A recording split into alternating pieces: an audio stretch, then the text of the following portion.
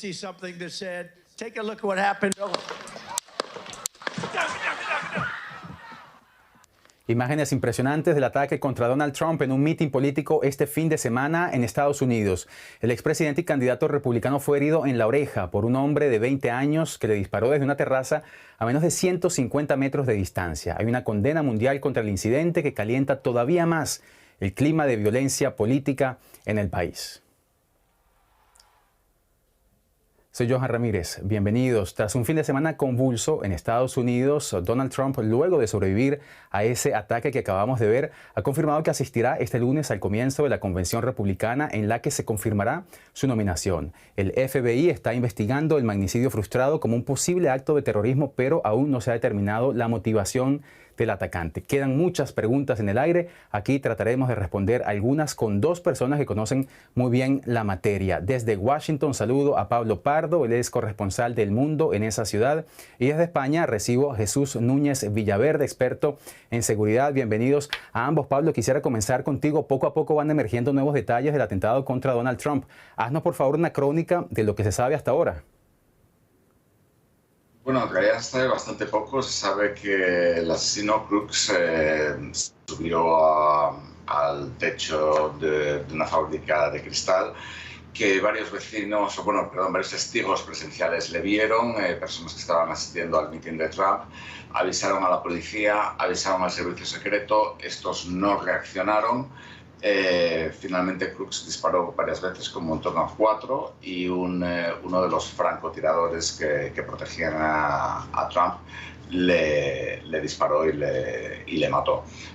Sabemos que hay una persona muerta y 2 gravemente heridas, y que Trump sufrió un pequeño corte en la parte superior de la oreja derecha, y que literalmente estuvo a 2 centímetros de que le impactara la cabeza, en cuyo caso hubiera tenido unas consecuencias muchísimo más serias.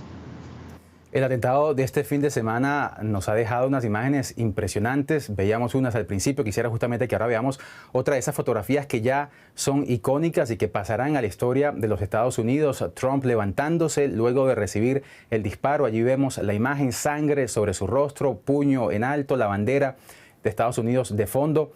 Jesús, el impacto de esta fotografía, ya muchos hablan de que define la elección presidencial esta imagen. ¿Qué piensas al respecto?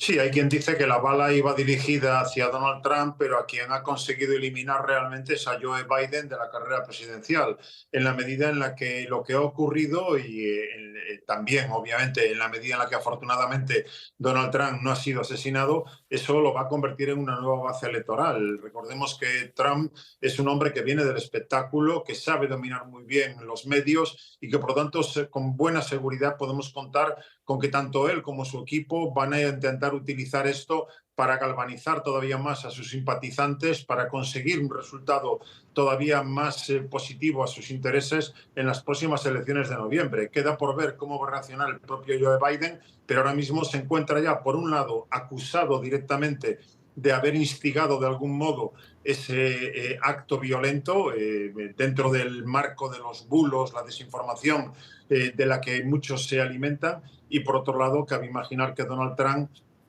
va a intentar de este modo consolidar apoyos. Cabría decir, por terminar, que cualquier votante estadounidense que haya dudado hasta ahora si votar a Trump o no, de este modo creo que lo va a tener más claro, y por lo tanto él puede contar con muchos más apoyos de los que hasta ahora estaban más o menos dudosos. Es interesantísimo lo que dice Jesús, Pablo, porque habla de esos indecisos que podrían justamente definir la elección presidencial. Optar ahora por Trump luego de este atentado, pero hay que tener presente que esta es la misma persona que ha sido condenada por la justicia, un criminal condenado, hallado también culpable de abuso sexual, el mismo que intentó desconocer las elecciones presidenciales de 2020, que jugó un rol central en el asalto del Capitolio. Pablo, ¿borra este atentado todo ese prontuario? En buena medida sí, es decir, hay que tener en cuenta que para los seguidores de Donald Trump ya todo eso no significaba absolutamente nada. Los medios de comunicación de Estados Unidos están presentando en gran medida estas elecciones como unas elecciones sobre la economía, no están dándole verdaderamente tanta importancia pues al asalto al Capitolio, a los juicios a Donald Trump, la condena de Donald Trump, etcétera. Hay que tener en cuenta también que el Tribunal Supremo estadounidense, pues con una independencia judicial propia del Tribunal Supremo de El Salvador, ha declarado básicamente que Donald Trump es inmune, hasta el punto de que estos días había quien se preguntaba en redes sociales, bueno, si esto hubiera sido de verdad un asesinato decretado por Joe Biden y Crooks, el asesino, en lugar de haber sido una persona, un civil, hubiera sido una persona de las fuerzas de seguridad, y Biden hubiera alegado que esto era un asesinato que era necesario por cuestiones de interés nacional, hubiera sido un asesinato legal, basándonos en la clarísima doctrina del Tribunal Supremo para eximir a Trump de responsabilidad en sus juicios. Digamos que efectivamente, estas son cuestiones que juegan un papel bastante secundario en la campaña de aquí. Recordemos, por ejemplo, que el New York Times nunca ha pedido la dimisión de Donald Trump como candidato, pero ha pedido 2 veces la dimisión como candidato de Joe Biden, porque hizo un mal debate. Entonces, sí, evidentemente el atentado va a tener unas consecuencias, todavía no sabemos cuáles, pero en principio normalmente suele haber una subida en la intención de voto de un político cuando sufre un atentado, pues porque se genera un efecto de simpatía hacia esa persona. Y ahora que hablamos del presidente Joe Biden, vamos a escuchar algunas de las palabras que dijo anoche en el mensaje a la nación. Escuchemos. Tras el intento de asesinar a Donald Trump, no hay lugar en Estados Unidos para la violencia de ningún tipo. Sin excepciones, no podemos permitir que se normalice. La retórica política en este país está al rojo vivo y es tiempo de rebajar la tensión. Todos compartimos esa responsabilidad. Sí, tenemos profundos desacuerdos, pero hay mucho en juego en estas elecciones. Me reitero, la decisión que tomemos en estas elecciones marcará el futuro de Estados Unidos y del mundo en las próximas décadas. No solo lo creo firmemente yo, sino también millones de mis compatriotas. Algunos de ellos tienen una opinión diferente sobre la dirección que debe tomar nuestro país. El desacuerdo es inevitable en la democracia. Forma parte de la naturaleza humana. La política nunca debe convertirse en un campo de batalla y, Dios no lo quiera, en un campo de muerte. Bajar el clima de violencia, lo escuchamos del presidente Biden, es la prioridad. Para ello, la seguridad está en el centro del debate actualmente en Estados Unidos y hoy comienza justamente la convención republicana. Las medidas se han endurecido notablemente, además del servicio secreto. Unas 40 agencias policiales estarán reforzando la seguridad del evento para evitar cualquier imprevisto. Pero Pablo, en materia política, ¿qué podemos esperar de esta convención en relación al tono de los republicanos y especialmente el tono que empleará Donald Trump? Es una gran cuestión. Donald Trump ha bajado muchísimo el tono de sus declaraciones a raíz del atentado. Donald Trump es un político, yo creo que es bastante pragmático y que aprende muy bien. Sus declaraciones antes del atentado eran bastante salvajes en general. Recordemos que estaba diciendo que, por ejemplo, a la ex miembro de la Cámara de Representantes republicana, Liz Cheney, había que someterla a un tribunal militar por traición, cuando, bueno, no ha traicionado nada. Y desde el atentado pues ha estado callado, no ha hecho declaraciones, etc. Con lo cual será interesante saber lo que va a decir el jueves cuando acepte nominación a la presidencia del Partido Republicano. Sin embargo, muchos de sus, partidarios en el Senado, en la Cámara de Representantes, pues han adoptado medidas o han adoptado una retórica muchísimo más dura. El ejemplo más claro es el de J.D. Vance, que es, junto con Marco Rubio, el principal candidato a ser vicepresidente con Donald Trump, si gana las elecciones, que más o menos ha acusado indirectamente a Joe Biden y a la Casa Blanca de llevar a cabo esta acción. Con lo cual yo creo que hay como una especie de desdoblamiento. Por un lado está la retórica de Donald Trump, que hasta ahora está siendo mucho más cauta, y por otro lado está la retórica, digamos, de sus surrogates, de sus números 2, y también la retórica en las redes sociales, que es completamente conspiratoria y completamente feroz. Faltan todavía 3 meses y medio para que esa elección tenga lugar en Estados Unidos. Pablo, ¿cambiará este atentado la manera en que se desarrollará la campaña electoral a partir de ahora en el campo republicano, pero también en el campo demócrata? ¿Cambiará en qué sentido, quieres decir? ¿En cómo se organizarán los mítines o en la retórica, digamos? En la estrategia de campaña también, en los temas que se discutirán. Bueno, Joe Biden ya ayer en su discurso hizo una cosa muy curiosa en el último discurso, en el que hemos visto ahora, el de las 8 de la noche de aquí. Fue más o menos un discurso muy parecido a los discursos que daba Joe Biden en la campaña de 2020, cuando Biden se presentó a sí mismo como un unificador frente a un Trump que, digamos, dividía al país con una retórica muy agresiva. Era además la época de las protestas de Black Lives Matter. Todo el país estaba en una tensión tremenda, había disturbios en la calle, muchas veces saqueos, destrozos de todo tipo, y Biden se presentaba como una figura de unidad, mientras que Trump era muchísimo más agresivo y era como o nosotros o ellos.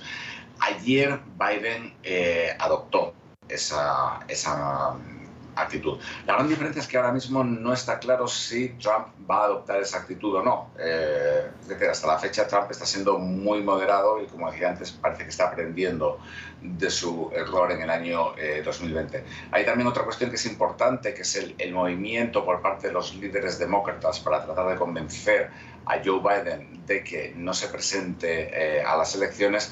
En este momento está paralizado porque digamos que la campaña política o la campaña electoral y la actividad política en Estados Unidos están muy paralizadas.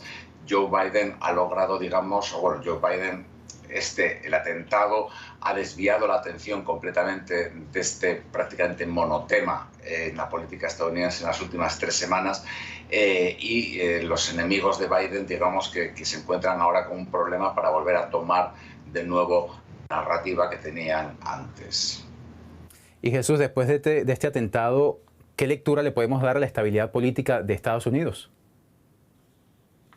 Bueno, Estados Unidos ya viene siendo una sociedad completamente polarizada, en unos niveles en los que, desgraciadamente, a pesar de lo que diga el presidente Biden, se ha normalizado ya la violencia, tanto la violencia diaria, escuelas, centros comerciales donde se producen masacres una tras otra, como también en términos políticos. El marido de la señora Nancy Pelosi es uno de los últimos ejemplos, sin tener que saltar hacia atrás, hacia el asesinato del presidente Kennedy o el intento de asesinato del presidente Ronald Reagan. Por tanto, es una sociedad violenta. Más de 1/3 de los estadounidenses declaran abiertamente ser poseedores de armas y las utilizan a diario. Luego, desde ese punto de vista, la inestabilidad ya es un rasgo de la sociedad estadounidense, una inestabilidad en la que algunos llaman directamente a la violencia y otros están promoviéndola, como el propio Donald Trump. El asalto al Capitolio está ahí y no solamente no le ha pasado factura, sino que ha conseguido dar la vuelta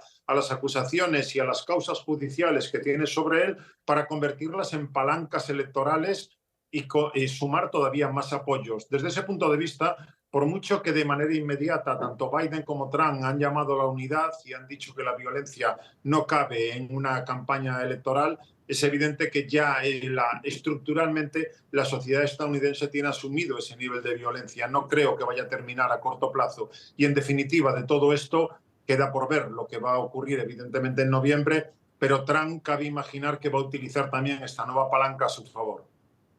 Tú lo decías, Jesús, la violencia forma parte del discurso político en Estados Unidos desde hace ya algunos años. Varios líderes alrededor del mundo han expresado su preocupación por lo sucedido en Estados Unidos este fin de semana. El Papa decía ayer que esto fue un atentado contra la democracia. El Ministerio de Exteriores de Alemania acá decía que ve señales de horas oscuras para la democracia estadounidense. ¿Está realmente la democracia en ese país amenazada?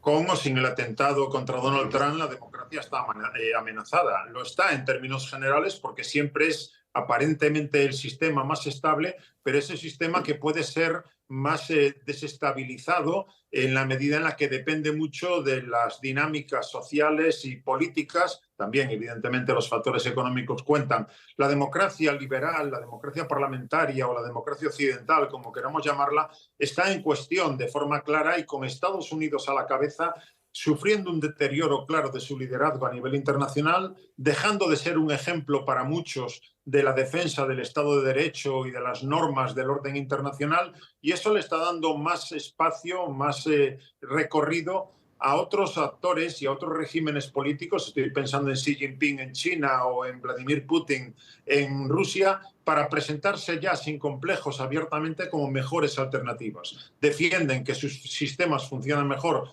que una democracia como la occidental y especialmente la estadounidense. Luego, desde ese punto de vista, estamos viendo el auge de movimientos populistas antidemocráticos, claramente, y el auge también de alternativas como la que representan China o Rusia, que se hacen atractivas en algunos lugares como África, América Latina y en otros casos, y por lo tanto tenemos un problema, un enorme problema.